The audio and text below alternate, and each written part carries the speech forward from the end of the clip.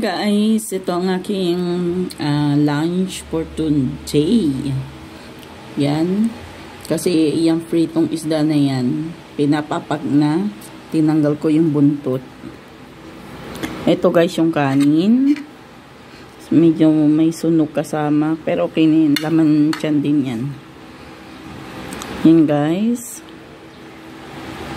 Kain tayo. Yan ang aking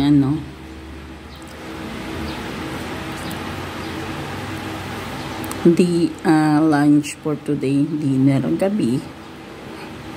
Yan guys. May naghihintay nga pala doon, no?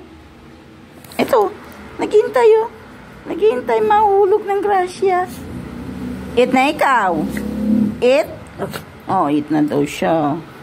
Okay guys, bye-bye. Eat na kami. Ang yabang.